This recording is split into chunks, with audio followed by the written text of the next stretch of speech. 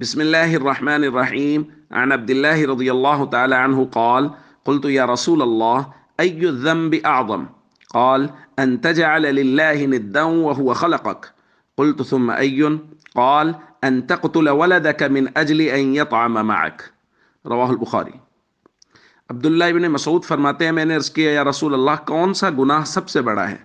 آپ نے فرمایا یہ کہ تو اللہ کے برابر کسی کو ٹھہرائے حالانکہ اللہ نے تمہیں پیدا کیا ہے۔ میں نے کہا یا رسول اللہ اس کے بعد کون سا گناہ بڑا ہے؟ آپ نے فرمایا یہ کہ تم اپنی اولاد کو اس خوف سے مار ڈالو کہ وہ تمہارے ساتھ کھائیں گے۔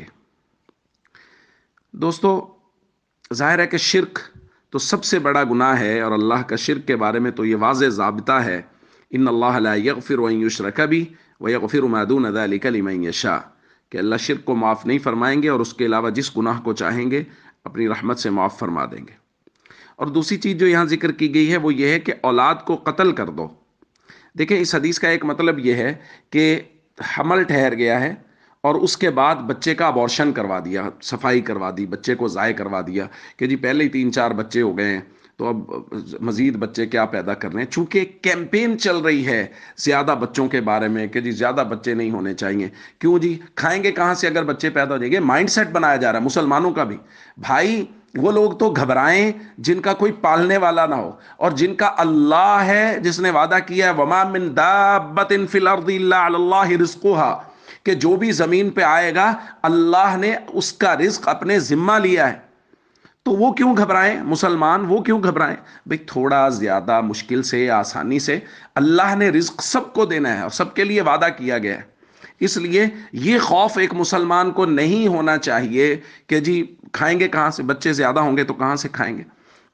شریعت میں یہ بات ناپسندیدہ ہے کہ کوئی آدمی کہے بس ٹھیک ہے جی 2-3 بچے ہو گئے کافی۔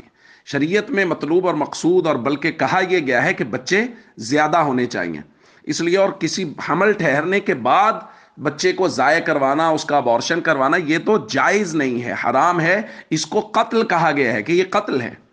اس لیے ہم سب کو چاہیے، یہ جو لبرلز کی طرف سے اور دوسرے تیسرے لوگوں کی طرف سے اور وہ لادین لوگ جن کا اللہ پر ایمان نہیں ہے ان کی طرف سے یہ جو پیغام عام کیا جا رہا ہے اور ہمارے مسلمان بھی اس میں بہتے چلے جا رہے ہیں کہ جی بچے کم ہونے چاہیے، زیادہ بچے ہوں گے تو کہاں سے کھائیں گے، یہ پیغام اور اس پیغام سے ملتے جلتے پیغامات یہ ایک مسلمان کے لیے نہیں ہیں۔ مسلمان کا اللہ پر کامل ایمان اور یقین ہونا چاہیے، اور اس کو یہ سمجھ لینا چاہیے کہ جیسے اللہ نے ہمیں اور ہمارے آباء و اجداد کو پالا اور کھلایا ہے، ہماری آنے والی نسلوں کو بھی کھلائیں گے۔ السلام علیکم ورحمۃ اللہ وبرکاتہ۔